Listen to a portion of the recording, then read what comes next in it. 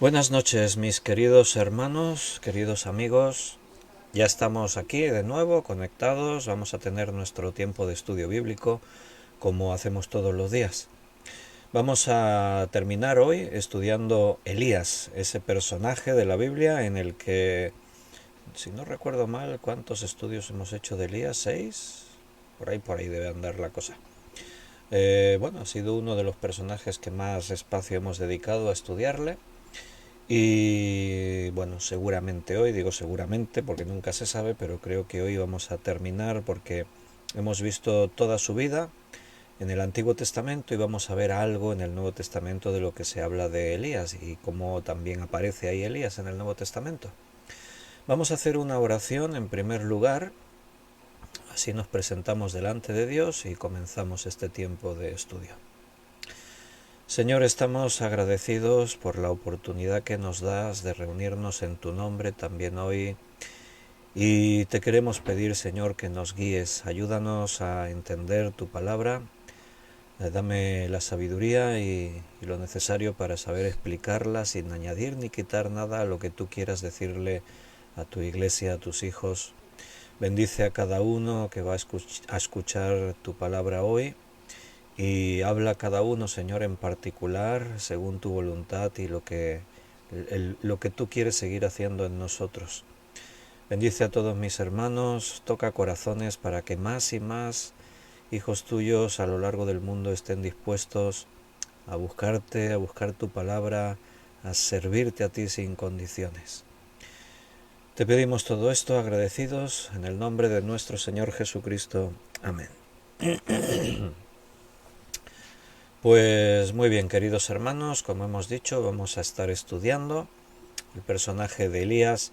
Ayer terminábamos en el segundo libro de Reyes, capítulo 2. Vamos a retomar ahí un momentito solo para ver un detalle y nos vamos a ir al Nuevo Testamento. Exactamente vamos a comenzar en Romanos 11. Pero antes me gustaría que veamos, vamos a decir así, ya el final después del arrebatamiento en un torbellino de Elías. Bueno, ahí estaba Eliseo clamando y afectado por la separación, ¿no? Pero bueno, vamos a ver un poquito. Déjame que mire un momentín aquí en el chat en directo. Algunos hermanos que están escribiendo algunos mensajes de saludo. Tenemos ahí a Miguel Torres que dice: muy buenas noches, amado Pastor Víctor. Qué bendición escuchar nuevamente la enseñanza de los personajes de la Biblia. Gracias por la enseñanza. Dios los bendiga a todos mis amados hermanos en Cristo. Y tenemos a Rosario, Paco, dice muchas bendiciones para todos, un abrazo.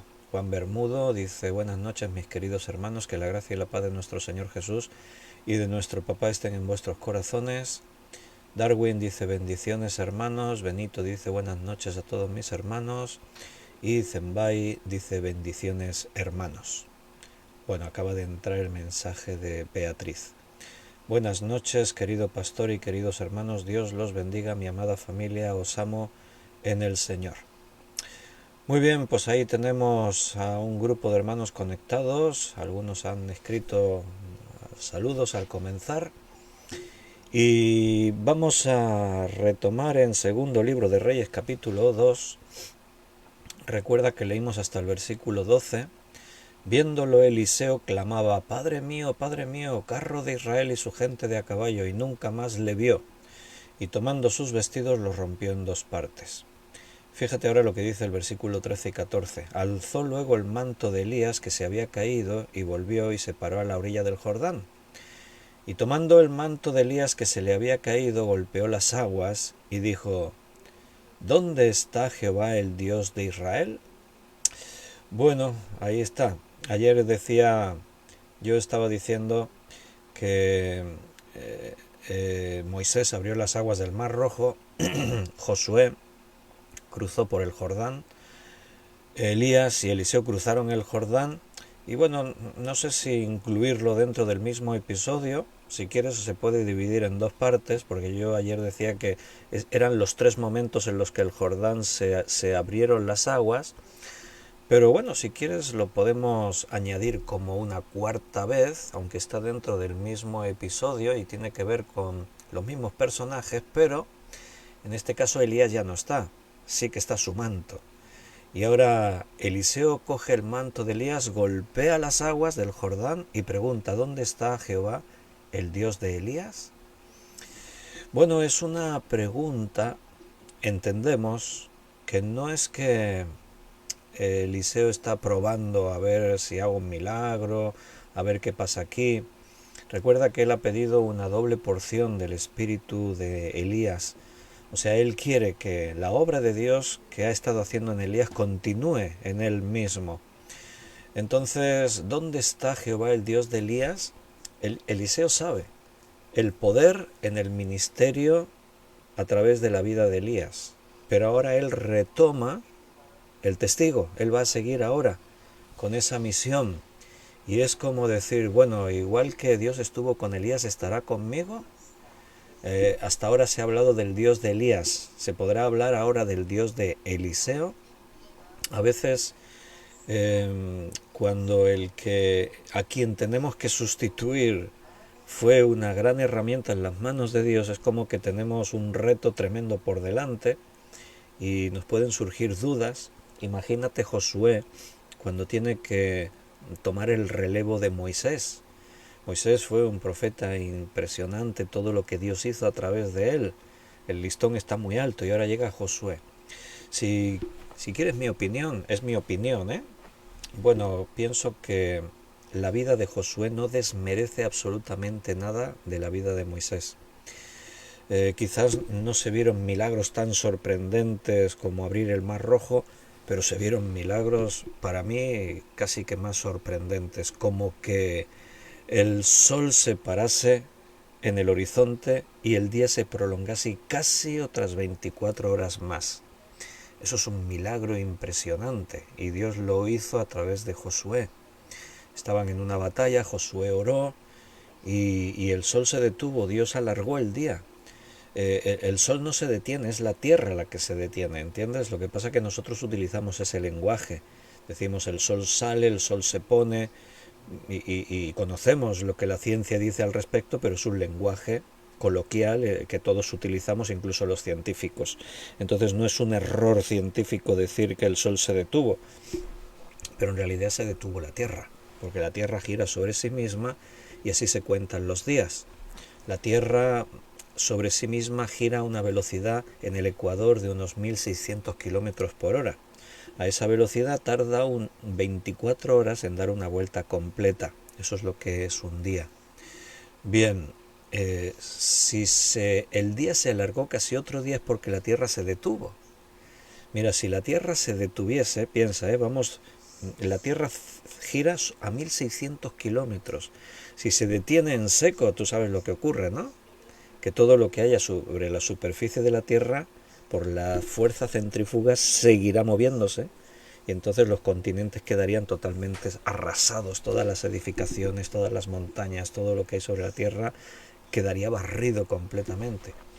Así que como Dios es el Dios del universo, Él puede provocar que un planeta como la Tierra se detenga y no pase absolutamente nada, ni se note. Y bueno, y Dios hizo otros milagros con Josué. Josué podía tener el temor de decir, bueno, ¿voy a ser capaz de estar a la altura de lo que Dios ha hecho con Moisés? Pero ¿qué le dijo Dios a Josué? Como estuve con Moisés, así estaré contigo. Nadie te podrá hacer frente en todos los días de tu vida. ¿Y quieres que te diga un secreto, hermano? Bueno, no es un secreto, porque la Biblia lo dice. El supuesto secreto es que lo mismo te lo dice Dios a ti. Porque ni Moisés ni Josué eran distintos a ti y a mí, ni tenían una exclusiva especial con Dios. Simplemente, como siempre te digo, la única diferencia entre unos y otros es que unos están dispuestos a que Dios haga en sus vidas lo que Él quiera, sin condiciones, y otros le tienen reservas, le ponen condiciones a Dios. Esa es la única diferencia. Si tú estás dispuesto como Moisés, como Josué, como Elías, como Eliseo, a decir, Señor, lo que tú quieras, te voy a obedecer en lo que tú me pidas, entonces no va a haber diferencia. Dios podrá hacer contigo, con tu vida, igual que ha hecho con otros personajes en la historia, según su voluntad, según los tiempos, según los propósitos que Él tiene, va a seguir obrando en nuestra vida de una forma u de otra. Ahora Elías tiene ese gran desafío. ¿Estará Dios conmigo como ha estado hasta ahora con Elías? Y esta era una gran pregunta que Eliseo se hace. Si Dios esperaba que Eliseo continuara con el ministerio de Elías, entonces debía estar obrando Dios de la misma manera y Eliseo tenía que estar preparado para lo que Dios hiciese. ¿Dónde está el Dios que mantuvo fiel a Elías cuando toda la nación se alejó de Dios? ¿Dónde están esas respuestas poderosas a las oraciones de Elías? Que no llueva y no llovió, que llueva y ahora llovió, ¿no? ¿Dónde está el Dios que proveyó milagrosamente a Elías cuando en la tierra había hambre y sed? ¿Dónde está el Dios que se le mostró a Elías en ese silbo dulce y apacible? ¿Dónde está el Elías que ¿dónde está el Dios que se ha llevado a Elías en un torbellino al cielo? Bueno, pues ahora Eliseo tiene ese reto por delante. ¿Y qué es lo que hace? Golpea las aguas, así como hace un poco tiempo Elías las golpeó. ¿Y qué ocurrirá? ¿Se abrirán las aguas? ¿No se abrirán? Bueno, Eliseo inmediatamente va a comprobar que Dios está ahí, igual que ha estado con Elías. Golpeó las aguas, dice así que hubo golpeado del mismo modo las aguas, se apartaron a uno y otro lado y pasó Eliseo. Así que no es que el manto de Elías tuviese un poder sobrenatural, es que Dios está demostrándole a Eliseo que igual que él respaldó a Elías, lo va a respaldar a él. ¿Por qué? Porque Eliseo tiene la misma disposición que Elías tuvo. Él está dispuesto a ser el profeta de Dios allí donde Dios le pida que haga. Bueno, la historia continúa de Eliseo, pero no vamos a seguir ahí porque ese es otro estudio. Eso va a ser en otra ocasión. Si Dios quiere, pues quizás en otro momento vengamos a estudiar la vida de Eliseo, que también sería interesante. Entonces, acompáñame a la epístola a los Romanos capítulo 11. Elías va a estar presente en el Nuevo Testamento seguramente de los personajes del Antiguo más mencionados, más citados y más usados para enseñar y para tomar de ejemplo y enseñanzas y cosas. Aquí Pablo está utilizándolo en Romanos 11, lo está utilizando para transmitir una enseñanza. Vamos a leer Romanos 11, 1. Digo pues, ¿ha desechado Dios a su pueblo? En ninguna manera, porque también yo soy israelita de la descendencia de Abraham, de la tribu de Benjamín. ¿No ha desechado Dios a su pueblo, al cual desde antes conoció? O sea, Pablo está argumentando el hecho de que algunos judíos podían pensar que Dios nos ha desechado. Había judíos que seguían esperando al Mesías. Israel estaba afligido, estaba invadido por un pueblo extranjero. Roma gobierna en Israel. Perdieron su identidad como nación años atrás con los judíos, con Babilonia.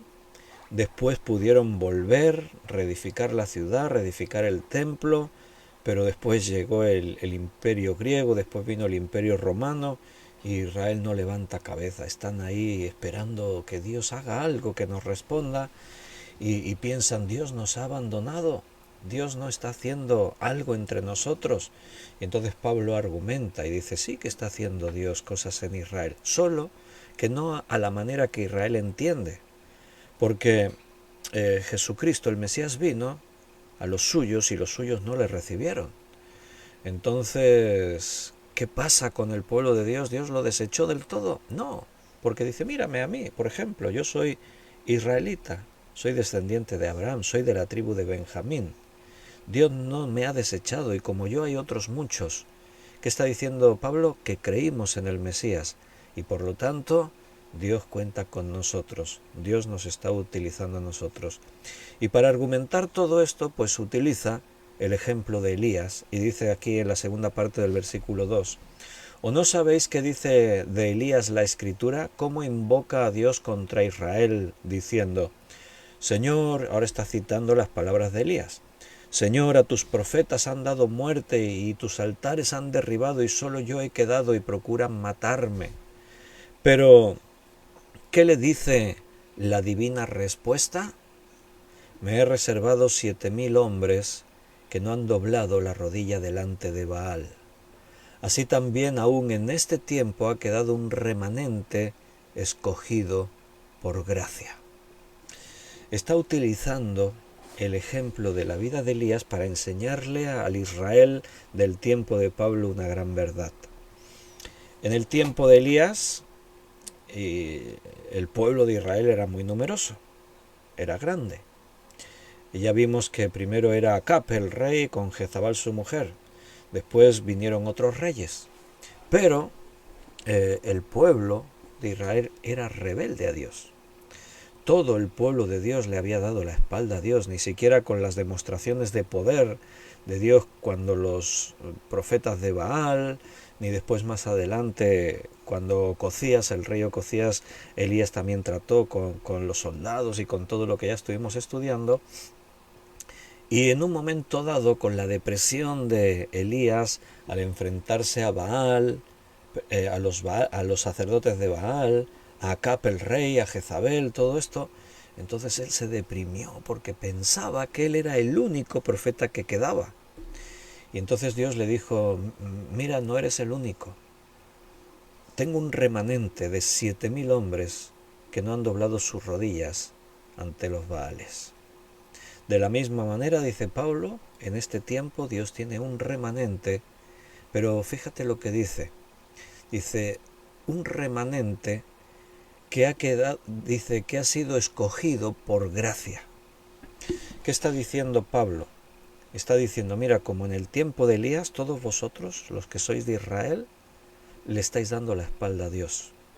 Y solamente esos pocos que han sido escogidos por gracia es el remanente de Dios. En los tiempos de Elías estamos hablando de que Israel podían tener varios millones de ciudadanos y solo 7000 fueron fieles a Dios. Eso es muy poco. 7000 son muy pocos en comparación con toda la nación, pero eran los únicos con los que Dios podía contar. No eran perfectos, pero eran hombres y mujeres que no habían doblado sus rodillas ante la idolatría, no habían cedido a la corrupción del rey y de su mujer. Cuando Pablo está hablándole a Israel, Israel son muchos, pero son pocos los que han creído en Jesucristo como el Mesías. Pero aun siendo pocos, ese es el remanente de Dios. O sea, fíjate que la Biblia no habla de Israel como todo Israel, como el pueblo de Dios. No, solo aquellos que son fieles a Dios, solo aquellos que guardan los mandamientos de Dios. Así que qué buena enseñanza la de Pablo utilizando el ejemplo del profeta Elías. Hay muchos pasajes en el Nuevo Testamento que hablan de Elías para enseñarnos cosas. Pero claro, sin duda hay un pasaje muy significativo que es la transfiguración de Jesús en el monte, porque ahí aparece Elías en persona. Está en 3 evangelios, en el Evangelio de Mateo, en el de Marcos y en el de Lucas. En 3 evangelios se nos cuenta esa historia, solamente Juan no la menciona. Vamos a leer el del Evangelio de Mateo de momento. Vamos a ir a Mateo capítulo 17, Mateo 17, versículo del 1 al 13. Vamos a leerlo y entonces vamos a hablar de algunas cosas que el Espíritu Santo nos guíe y aprendemos aquí algo. Dice Mateo 17:1, 6 días después Jesús tomó a Pedro, a Jacobo y a Juan su hermano, y los llevó aparte a un monte alto, y se transfiguró delante de ellos y resplandeció su rostro como el sol, y sus vestidos se hicieron blancos como la luz. Y he aquí les aparecieron Moisés y Elías hablando con él. Entonces Pedro dijo a Jesús: Señor, bueno es para nosotros que estemos aquí. Si quieres, hagamos aquí 3 enramadas, una para ti, otra para Moisés y otra para Elías. Mientras él aún hablaba, una nube de luz los cubrió, y aquí una voz que desde la nube decía: Este es mi Hijo amado en quien tengo complacencia, a él oíd. Al oír esto, los discípulos se postraron sobre sus rostros y tuvieron gran temor. Entonces Jesús se acercó y los tocó y dijo: Levantaos y no temáis. Y alzando ellos los ojos, a nadie vieron sino a Jesús solo. Cuando descendieron del monte, Jesús les mandó diciendo: No digáis a nadie la visión hasta que el Hijo del Hombre resucite de los muertos. Entonces sus discípulos le preguntaron diciendo: ¿Por qué pues dicen las Escrituras que es necesario que Elías venga primero? Respondiendo Jesús les dijo: A la verdad Elías viene primero y restaurará todas las cosas. Mas os digo que Elías ya vino, y no le conocieron, sino que hicieron con él todo lo que quisieron. Así también el Hijo del Hombre padecerá de ellos. Entonces los discípulos comprendieron que les había hablado de Juan el Bautista. Muy bien. Sin duda este es un pasaje único en la Escritura porque ocurren cosas únicas. Fuera de aquí no se repitió algunas de las cosas que ocurrieron. Se prepara una escena especial y por eso Jesús selecciona a 3 de sus discípulos, aquellos que son más íntimos, aquellos que ejercen un cierto liderazgo, aquellos que siempre han estado más cerca de Jesús, más dispuestos: Pedro, Jacobo y Juan. Jesús no invita a todos sus discípulos, sino solamente a estos 3. Algunos podrían preguntar: ¿y por qué si todos eran discípulos? Bueno, un detalle es lo que después dice: les manda a estos 3 que no cuenten lo que han visto. Aún no es el tiempo, más adelante. Cuantos más hubiesen estado viendo esto, más difícil hubiese sido guardar este secreto que Jesús quería mantener. Hasta que no sea el tiempo adecuado, no contéis nada. De todas formas, no es la única vez que Jesús tomó a estos 3 aparte, fuera de los otros. Dentro de todo ministerio, también en nuestro tiempo, el pastor puede tener esos colaboradores más cercanos a él. ¿En qué criterio podemos seleccionar a unos colaboradores o a otros? ¿En qué criterio usó Jesús para seleccionar a Pedro, Jacobo y Juan? Bueno, porque los vemos que siempre eran los que tenían más protagonismo a la hora de su decisión de servir, de su disposición a obedecer, a dejarse moldear por el Señor. Dios ve nuestros corazones y Dios nos escoge en función de lo que Él ve y lo que Él entiende. La Biblia dice que Dios no hace distinción de personas. O sea, no es porque simplemente Dios diga: mira, a ti te voy a tomar y a ti no. A ti te tomo como un colaborador más íntimo, a ti no. No es la forma de actuar de Dios. Es simplemente una cuestión, como hemos dicho antes con Elías y Eliseo, de disposición. Aquellos que están dispuestos a servir son los que Dios va a utilizar. Yo como pastor sé que puedo contar con mucha gente a la hora de servir en la iglesia, pero no todos están al mismo nivel. Pero no es porque unos sean mejores que otros, sino por la disposición de cada uno. Las posibilidades. A veces uno no tiene las mismas posibilidades de servir que otros. Yo por eso siempre digo que intentéis, si queréis servir a Dios, acomodar vuestra vida, que os sea fácil servir a Dios. El trabajo, las responsabilidades, las obligaciones que tenemos aquí siempre tienen que ser las adecuadas para proveernos de lo que necesitamos, lo básico, pero no te hagas tesoros en la tierra, no te enredes con negocios en este mundo. Trata de vivir lo menos atado posible a la vida para tener esa libertad de poder servir al Señor. Yo cuando cuento con algunos colaboradores, no estoy decidiendo arbitrariamente porque a mí me parece, sino por la disposición de cada uno. Y trato de seguir la indicación del Señor. El Espíritu Santo es quien nos guía a todo eso. Por ejemplo, hay un principio en la Biblia que el que en lo poco es fiel, también en lo mucho es fiel. Hay hermanos que están dispuestos a colaborar en lo que se les pida. Mira, necesitamos gente en la limpieza de la iglesia, cuenta conmigo. Necesitamos voluntarios para ayudar aquí, cuenta conmigo. Necesitamos, cuenta conmigo. Entonces, esas personas están preparadas para poder servir en otro nivel. Dios va a contar con ellos. Algunos quieren saltarse el servicio e ir directamente al puesto visible. Algunos esperan ya que de entrada ya entren a ser pastor, ¿no? Directamente, a mí ponme de pastor, que yo ya, a mí ponme de líder tal, a mí me pones, pero eso no funciona así. O sea, yo no decido, el pastor no decide a quién pone y a quién no. Yo siempre he dicho que en la iglesia no se hacen nombramientos. Yo no nombro a uno colaborador, a otro líder de esto, al otro maestro de lo otro, yo no nombro, yo reconozco. La iglesia está para reconocer ministerios. Reconocemos lo que cada uno empieza a hacer por su disposición a servir y es Dios quien va colocando a cada uno en su lugar. Así dice en Efesios que Cristo es el que nombra los ministerios en la iglesia, entre ellos el de pastor, el de maestro, etcétera, evangelistas. Entonces, en la iglesia tiene que ser así. Ahora, yo sé que eso da lugar a veces a celos, como yo sé que entre los 12 existían esos celos. El hecho de que Jesús escogía a estos 3 a veces provocaba celos entre los demás, aún entre ellos mismos, porque los vamos a ver muchas veces disputando entre sí a ver quién de ellos va a ser el primero en el reino de los cielos. Cuando Cristo venga, cuando se manifieste como el Mesías, quién estará sentado a su derecha y a su izquierda, y siempre había competencia, pero ellos tuvieron que aprender a humillarse, tuvieron que aprender humildad, porque para poder servir tienes que ser humilde, si no, no puedes servir. Es un requisito indispensable. Si tú tienes afán de protagonismo, Dios no puede contar contigo. El yo tiene que venirse al suelo, tiene que venir a ser humillado, para que entonces Dios te pueda utilizar.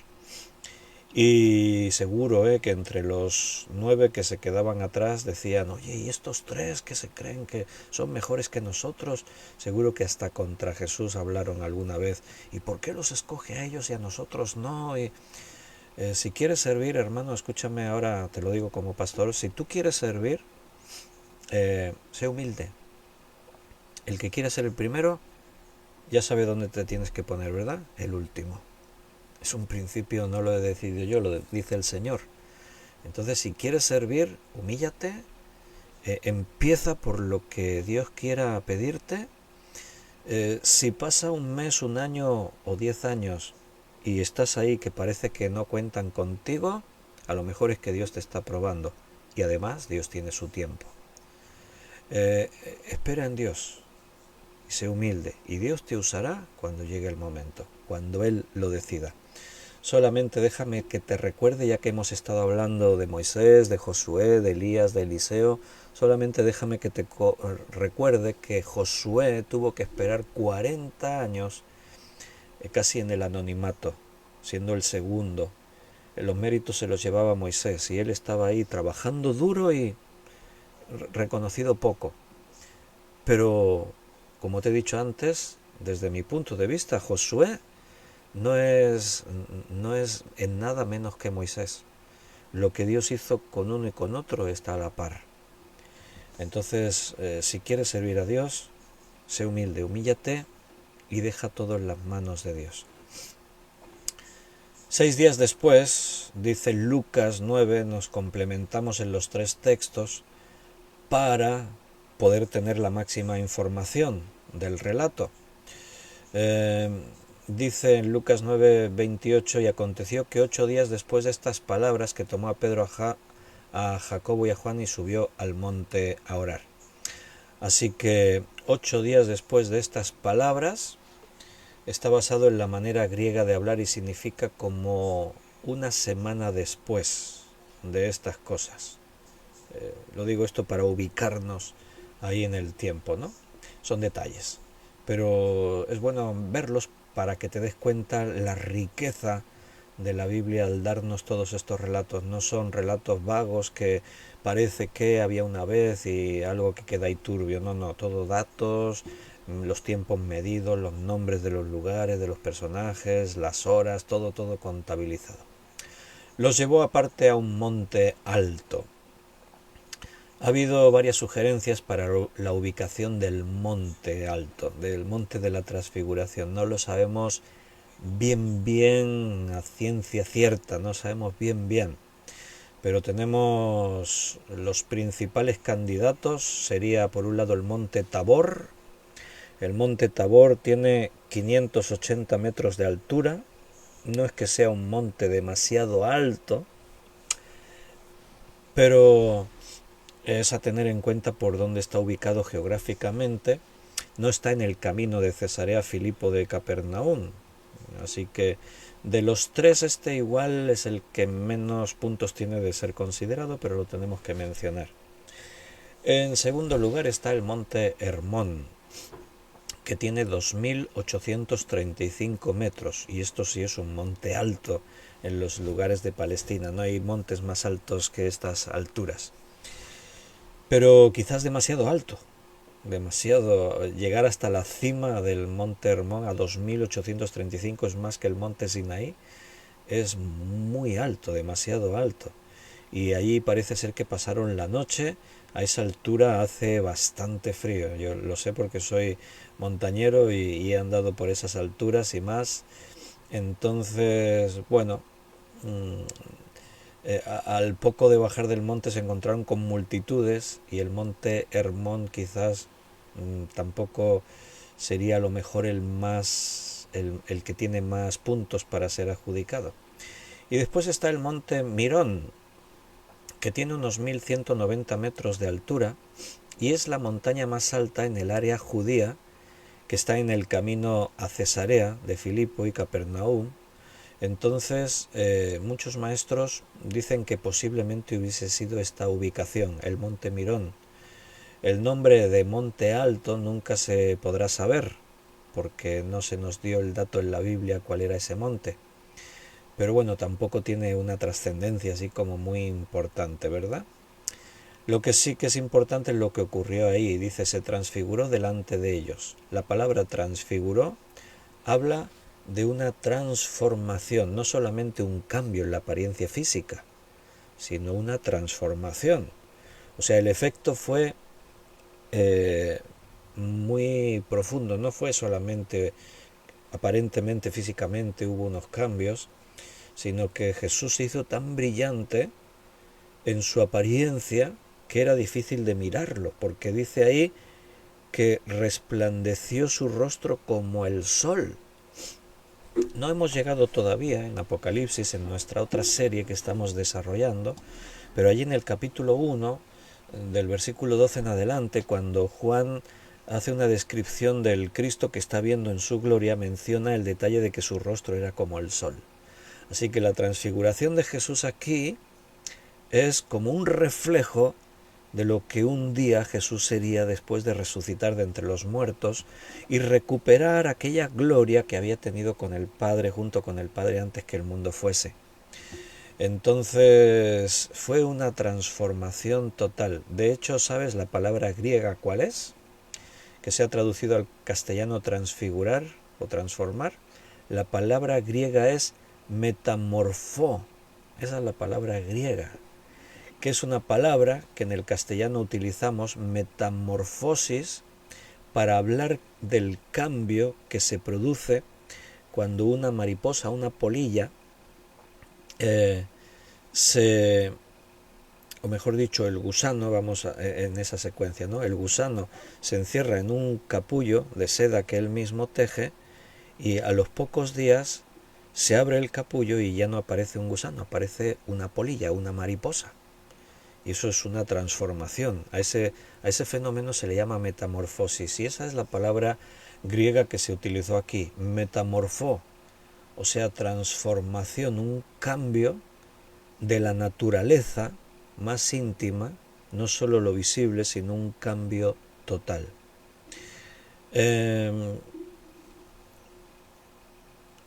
¿Cómo pudo ser posible esto? Bueno, en Dios todo puede ser posible, evidentemente. El Cristo glorioso ahora es un hombre, porque Él se ha despojado de esa gloria, de esa honra, y se ha hecho menor a los ángeles, se ha humillado, se ha hecho como una de sus criaturas. Él decidió venir y nacer como un hombre, nació de una mujer como un niño, creció, se hizo adulto para poder morir en la cruz y Él resucitó. Y después de resucitar, Él tiene su cuerpo glorificado. Y Juan, cuando lo veamos allí en Apocalipsis capítulo 1, la descripción que hace, pues vas a ver que evidentemente no es un hombre de carne y huesos. Aquí simplemente lo que ocurrió fue ese milagro de Dios en el que Jesús quiso mostrar a 3 de sus discípulos, 3 que iban a tener que tomar un liderazgo, les quiso mostrar que realmente Él no era un hombre cualquiera. Ellos creían que Él era el Mesías, el Cristo, pero a veces dudaban, porque tenían en su mente la figura del Cristo como ese Dios poderoso que venía a librarles de sus enemigos. Y a veces Dios en su misericordia nos permite recibir algún milagro que otro. No es lo habitual, no lo esperes, pero si Dios te quiere dar uno, pues dale a Él las gracias. Entonces la transformación fue maravillosa, sorprendente. Y Pedro escribe después en su carta, dice, vimos su gloria, dice, menciona allí, ¿verdad? También Juan habla de esa gloria que vieron, o sea, realmente quedaron impactados, impresionados. Para Cristo, ser glorioso era casi un asunto menos que contener u ocultar su gloria.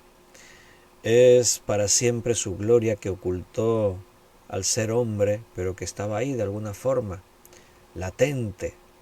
Pero Él vino como hombre, no vino como Dios, así que no se manifestó como Dios, aparte de este momento en el que apartados de todos y después bajo el aviso, no se lo digáis a nadie hasta que no sea el momento, y ahí se manifestó de esta manera. Su rostro resplandeció como el sol, sus vestidos se hicieron blancos como la luz. O sea, imagínate si puedes cómo debió ser esa transformación y la imagen de Jesús en ese momento, ¿no? Antes te he citado Juan 17:24. Padre, aquellos que me has dado, quiero que donde yo estoy también ellos estén conmigo, para que vean mi gloria que me has dado, porque me has amado desde antes de la fundación del mundo. Pero ¿a dónde vamos? Y eso no fue todo la transformación, sino que aparece Moisés y Elías. Y ahí tenemos a nuestro personaje que estamos estudiando, Elías. ¿Qué hace Elías en el Nuevo Testamento? Muchos años, algunos siglos después de que fue arrebatado en el torbellino al cielo, pero ahí está Elías otra vez en escena, ahí está otra vez entre los hombres en un monte, en este caso hablando con Jesús, y por si fuera poco, Moisés está también con ellos. Bueno, es sorprendente estas dos personas del Antiguo Testamento que aparezcan y hablen con Jesús, con el Jesús transfigurado. Moisés vivió 1400 años antes de este momento. Elías 900 años antes de este momento, pero ahí están, vivos. Están con cuerpos vivos, hablando, conversando y tratando con Jesús. Bien, aquí tenemos un gran debate, porque la pregunta es ¿cómo es posible que Moisés y Elías aparezcan y estén ahí hablando con Jesús? Otra pregunta es ¿por qué precisamente Moisés y Elías? Bueno, vamos a responder a esta primero. Seguramente Moisés y Elías representan los dos grandes aspectos de toda la vida del Antiguo Testamento, que es por un lado Moisés, que representa la ley, y Elías, que representa los profetas. Esta es la suma de toda la revelación del Antiguo Testamento, la ley y los profetas. Ahí están Moisés y Elías hablando con Jesús. Pero ¿cómo es posible que estén ahí hablando con Jesús?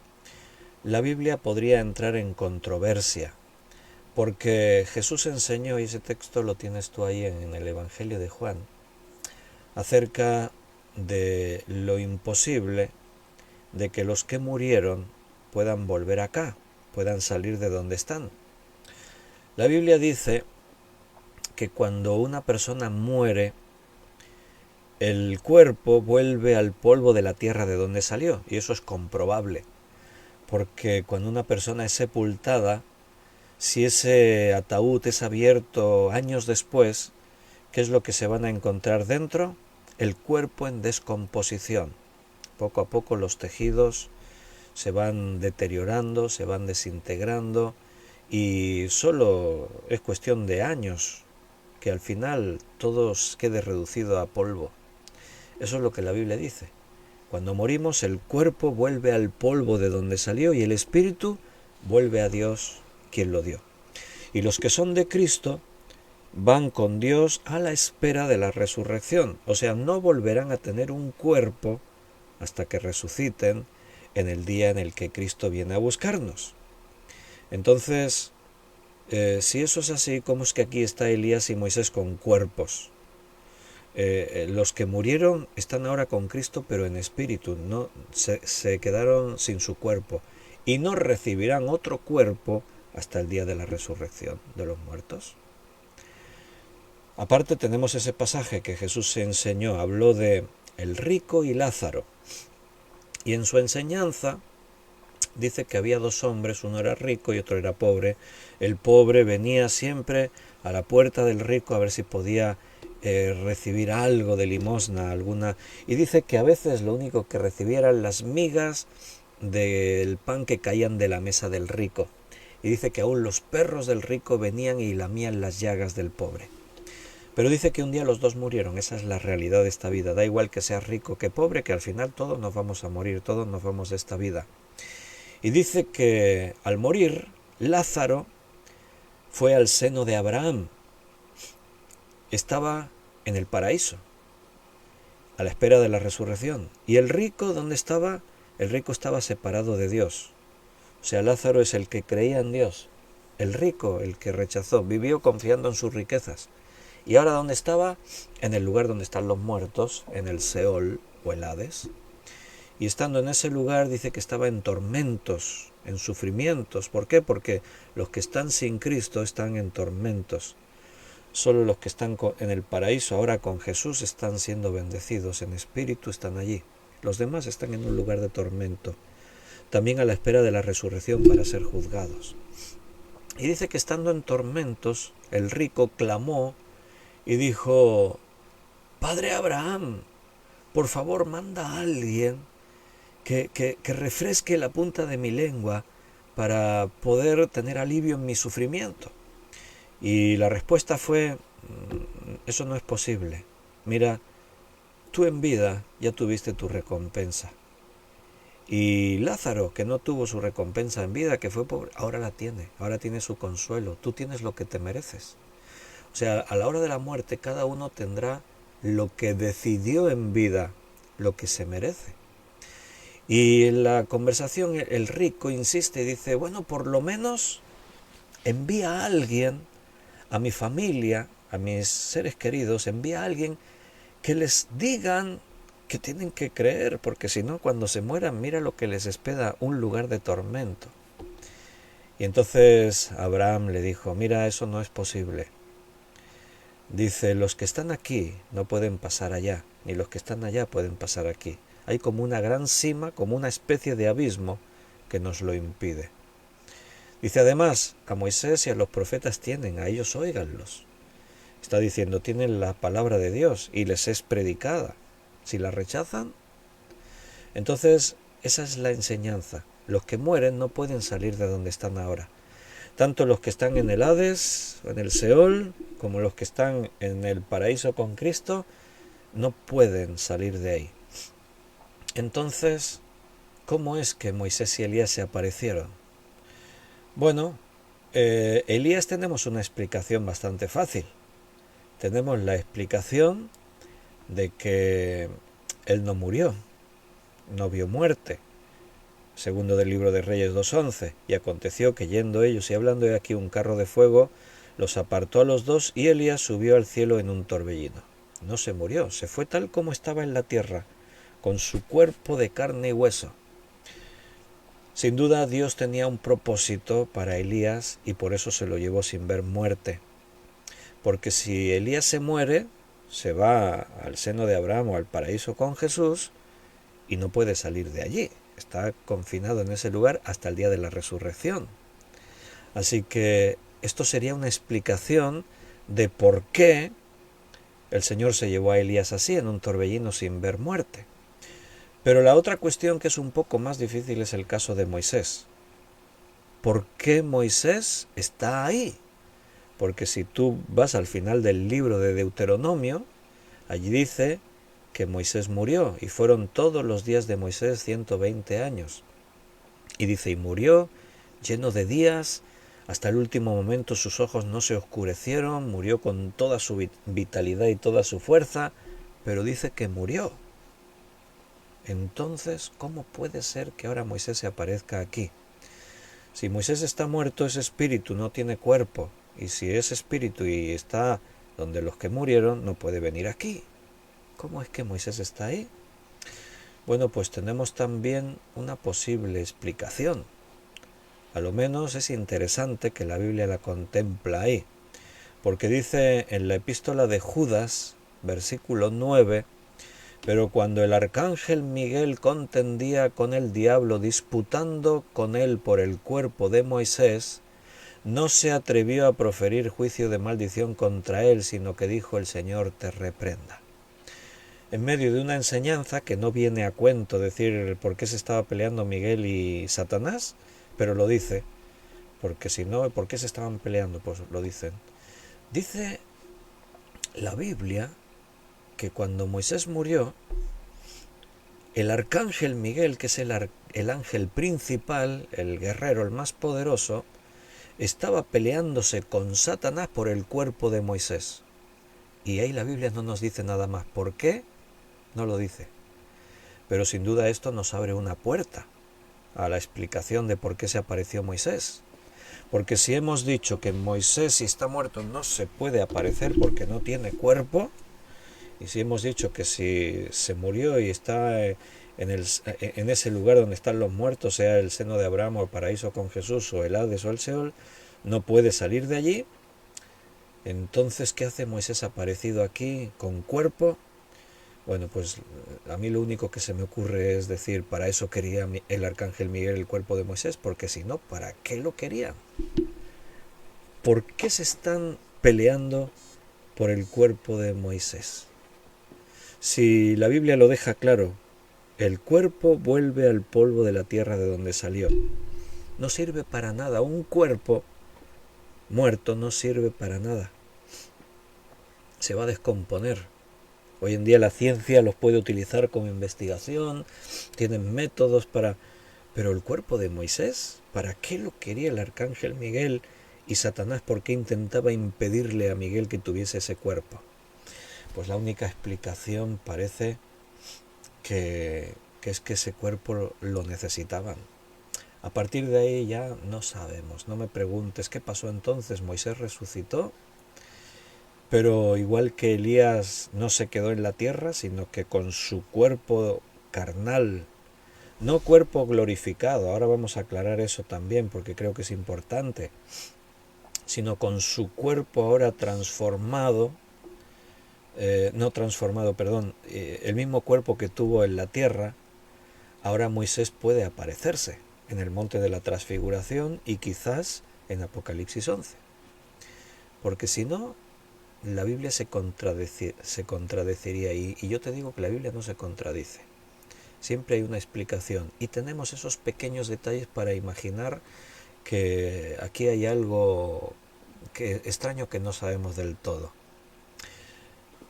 Dices, entonces Moisés resucitó con su cuerpo de carne, sí, como Lázaro. Lázaro también resucitó después de 4 días muerto. Y hubo un momento en la historia de Lázaro en el que él murió ya y su cuerpo volvió al polvo de la tierra y su espíritu volvió a Dios. ¿Vale? Entonces, ¿y Moisés no pudo resucitar con su cuerpo glorificado y mostrarse así con su cuerpo glorificado? Pues no es lo más probable. ¿Sabes por qué? porque aquí aparecen como hombres Moisés y Elías, y seguramente esos dos testigos aparecen en más lugares del Nuevo Testamento, siempre relacionados con Jesús. Pero hay un detalle importante, y es que cuando habla de Cristo en su resurrección, dice que Él es el primogénito de los muertos. Dice que Él fue el primero en resucitar para vida eterna. Si Moisés resucitó cuando murió, entonces Cristo no hubiese sido el primogénito de los muertos, porque hubiese sido primero Moisés. ¿Me explico? La Biblia dice que Jesucristo es el primogénito de los muertos, el primero en resucitar para vida eterna. Entonces, yo el único argumento posible que encuentro en todo esto es que Dios tiene el poder para llevarse a Elías sin que muera y mantenerlo vivo con su cuerpo mortal todo el tiempo que Él quiera, y lo mismo pudo hacer con Moisés. Que una persona que muere, que Dios la pueda resucitar con su cuerpo de carne que tuvo, eso ya no es ningún secreto. La Biblia está llena de casos de resurrección. Solo que todos aquellos casos que vemos en la Biblia, más adelante, cuando les tocó, murieron y se quedaron muertos.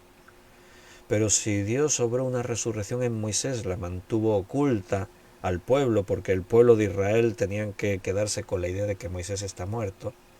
Ni siquiera se sabe el lugar de su sepultura para que no lo hubiesen convertido en un lugar de idolatría. Bueno, pues de la misma forma que Él preservó a Elías, puede haber preservado a Moisés en el tiempo. Porque tenemos el otro pasaje, Apocalipsis 11, que puede estar relacionado con esto, los dos testigos. Dice Apocalipsis 11:1, entonces me fue dada una caña semejante a una vara de medir y me dijo, levántate y mide el templo de Dios y el altar y los que adoran en él. Pero el patio que está fuera del templo déjalo aparte y no lo midas porque ha sido entregado a los gentiles y ellos hollarán la ciudad santa 42 meses. Y daré mis dos testigos que profeticen por 1260 días vestidos de cilicio.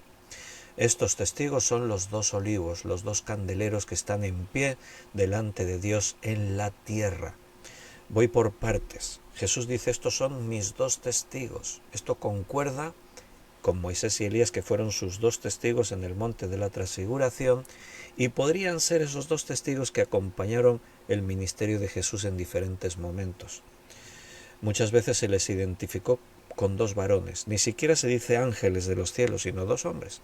En el momento de la resurrección, Hechos capítulo 1, cuando ellos están mirando por arriba a Jesús siendo alzado, dice que se pusieron junto a ellos dos varones y les dijeron, varones galileos, ¿por qué estáis mirando al cielo? Este mismo Jesús que ha sido tomado al cielo, así un día volverá. O sea, esos pueden ser los dos testigos. Aquí dice Jesús, estos son mis dos testigos, y los menciona como los dos olivos. O sea, son como dos personajes únicos, clave en la historia. Pero fíjate que dice que son mis dos olivos, los dos candeleros que están en pie delante del Dios de la tierra. Si alguno quiere dañarlos, sale fuego de la boca de ellos y devora a sus enemigos. Y si alguno quiere hacerles daño, debe morir de la misma manera. Dios los preserva, están predicando en Jerusalén durante 42 meses, o sea, 3 años y medio, la mitad de los 7 años del gobierno del anticristo en la tierra. Están predicando, pero no les pueden hacer daño. Dios ha puesto su mano sobre ellos para que no les puedan hacer daño, pero son mortales, se les podría dañar porque al final de los 3 años y medio los van a matar.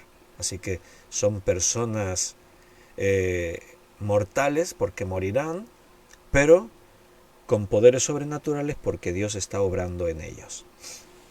Estos tienen poder para cerrar el cielo al fin de que no llueva en los días de su profecía. Interesante detalle que nos relacionaría esto con Elías, que tiene poder para cerrar el cielo y que no llueva, y tienen poder sobre las aguas para convertirlas en sangre, y para herir la tierra con toda plaga cuantas veces quieran. Y esto conectaría a los dos testigos con Moisés, que tienen el poder de las plagas y de convertir agua en sangre y las plagas y todo esto, ¿verdad? Cuando hayan acabado su testimonio, la bestia que sube del abismo hará guerra contra ellos y los vencerá y los matará. Y sus cadáveres estarán en la plaza de la grande ciudad que en sentido espiritual se llama Sodoma y Egipto, donde también nuestro Señor fue crucificado. Y ahí continúa. Y esto sucedió así. A los 3 años y medio, la mano de Dios es quitada de ellos y el anticristo los mata. Para poder matarlos tienen que ser mortales, hombres, con cuerpo de carne y hueso. Entonces uno puede ser perfectamente Elías y el otro parece que puede ser Moisés. Así que, como está establecido a los hombres que mueran una sola vez y después de esto el juicio, pues Moisés y Elías se han mantenido viviendo en sus cuerpos carnales hasta este momento, ahí les llegó su hora. Porque a los 3 días de estar muertos, dice versículo 11, pero después de 3 días y medio entró en ellos el espíritu de vida enviado por Dios y se levantaron sobre sus pies y cayó gran temor sobre los que lo vieron. Y ahí está la resurrección, porque aquí el arrebatamiento de la iglesia ya se ha producido. Así que aquí ya sí que pueden resucitar Elías y Moisés con cuerpos glorificados para la vida eterna. ¿Qué te parece? Interesante, ¿no? Esto. A ver, déjame que... A ver, ¿qué dice Miguel aquí? Cuando morimos estamos en una espera de una resurrección, ¿verdad? Esto es lo que se le podía llamar lugar intermedio, por así decirlo, o hay otra palabra más teológica. Sí, bueno, es lo que estuve explicando ya, ¿no? Más o menos creo que ya respondí la pregunta. Es un lugar intermedio. El que muere, como hemos dicho, el cuerpo vuelve al polvo y el espíritu va con Dios al paraíso. Jesús le dijo al ladrón en la cruz, de cierto te digo que hoy estarás conmigo en el paraíso. ¿Cómo? En el espíritu, el alma y el espíritu, la parte espiritual, que es nuestra personalidad, lo que nosotros somos. El cuerpo es el vestido. Entonces el espíritu va al paraíso, o sea, es un lugar de reposo, de felicidad, no hay sufrimiento, no hay nada que te causa ningún malestar, estás perfecto. Pero no es nuestro estado definitivo, es un tiempo de espera. Por eso Juan dice en su primera carta, capítulo 4, aún no se ha manifestado lo que hemos de ser. Cuando Él se manifieste, seremos semejantes a Él porque le veremos tal como Él es. Entonces es un tiempo de espera. Los que murieron están con Cristo no tienen prisa, para ellos el tiempo ya no cuenta, igual que para nosotros en la tierra, pero están a la espera del día de la resurrección. Como dice Pablo en Tesalonicenses, cuando Cristo viene a buscar su iglesia, todos los que hayan muerto hasta ese momento resucitan primero para reunirse con Cristo, y luego nosotros los que estemos vivos en ese momento somos transformados, y al ser transformados perdemos nuestro cuerpo de carne, nuestro cuerpo mortal, y obtenemos también ese cuerpo glorificado que estos ya tomaron en la resurrección. Es como experimentar una resurrección en vida, por así decirlo. A ver, ¿qué dice Juan aquí? El arcángel quería el cuerpo de Moisés para la transfiguración y también para los últimos tiempos de Apocalipsis. ¿Y Satanás para qué lo quería? ¿Puede ser para que no se cumpla lo que Dios quería? Sí, claro, Satanás no quería el cuerpo para nada, o sea, por lo menos que nosotros sepamos, ¿no? Satanás no puede utilizar un cuerpo porque el único que puede dar vida a un cuerpo es Dios. Satanás, yo entiendo que quería impedir el plan de Dios como siempre lo ha hecho. Tenéis un ejemplo en Daniel. Cuando Daniel está orando y dice que la respuesta salió desde el mismo instante, pero allí dice que Satanás se opuso al ángel que venía con la respuesta y hubo una batalla cósmica. O sea, a veces la obra de Dios en las esferas espirituales crea esa oposición por parte del diablo y algo que nosotros no vemos pero que es real, y a veces resulta que hay guerras espirituales entre ángeles de Dios y ángeles caídos. Evidentemente la victoria siempre es de Dios porque Dios ya derrotó a Satanás. Pero por estos detalles sí entendemos que lo que Satanás quería era impedir la obra de Dios. Bueno, hermanos, pues tenemos que terminar. Y con esto damos por concluido la vida de Elías. En personajes de la Biblia volveremos a esta serie, pero viendo nuevos personajes. Hoy lo dejamos aquí, terminamos con personajes de la Biblia, Elías. Y nos despedimos. nos emplazamos para mañana, viernes. Te recuerdo que los viernes, mañana es un viernes habitual, el estudio será 6 de la tarde, hora de España, 3 horas antes de la hora que hemos tenido hoy. Lo digo para hermanos que estáis en otros países, no es la misma diferencia horaria para Miguel que está en Perú, que para Zenbay que está en México, ni siquiera dentro de México es el mismo horario. En México son 7 horas menos, creo. Y si nos vamos hacia Sinaloa y la parte de la costa de México son 8 horas de diferencia, creo, si no me equivoco. Entonces, para que no os perdáis, si tenéis desubicados los viernes, pues 3 horas antes de lo que hoy os habéis conectado al directo, pues ahí está. Y bueno, los hermanos que están en Argentina, no sé qué horario tienen. No sé si Perú y Argentina tienen el mismo horario, igual no, porque Perú y Chile sí, ¿no? Y Ecuador, que está encima de Perú, pero Argentina está un poco, no sé cómo andan por ahí los paralelos y eso. Pero bueno, vosotros ya os aclaráis. Si Dios quiere, mañana 9 de la noche, ay perdón, 6 de la tarde, mañana viernes 6 de la tarde, estaremos aquí, si Dios lo permite, estudiando su palabra. Un abrazo a todos, que Dios os bendiga y hasta mañana. Mira, Fabiana dice en Argentina, creo que es, sí, Fabiana, sí, Argentina, las 6 de la tarde. En cambio, Zenbay en México, las 3 de la tarde. O sea que hay diferencias de horarios también por ahí en los países de Estados de América. Un abrazo a todos, hasta mañana.